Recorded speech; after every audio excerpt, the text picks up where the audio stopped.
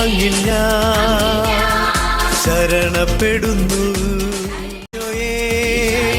അങ്ങിൽ ഞാൻ ശരണപ്പെടുന്നു.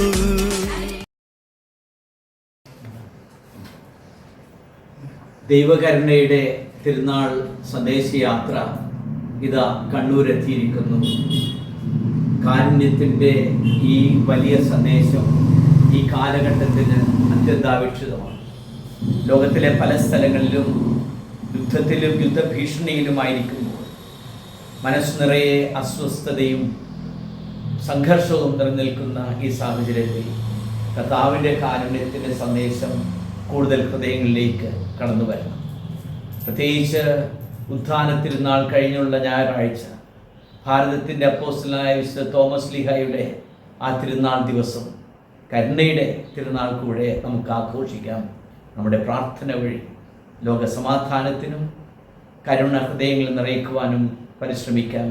നമ്മുടെ പ്രവർത്തനം വഴി, കാരുണ്യ പ്രവർത്തനങ്ങൾ വഴി കാരുണ്യത്തിൻ്റെ അനുരണനങ്ങൾ സമൂഹത്തിലുണ്ടാകട്ടെ.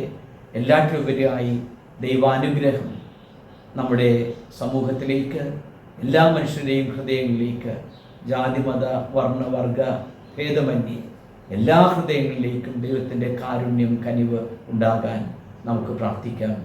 ഇന്നിപ്പോൾ ഈ സന്ദേശയാത്ര വന്ന് എത്തിയിരിക്കുന്നത് കണ്ണൂരാണ്.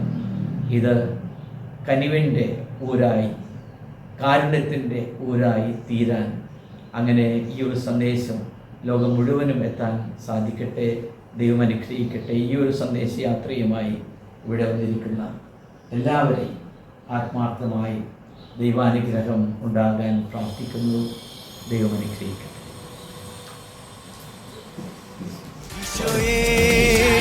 അങ്ങിൽ ഞാൻ ശരണപ്പെടുന്നു.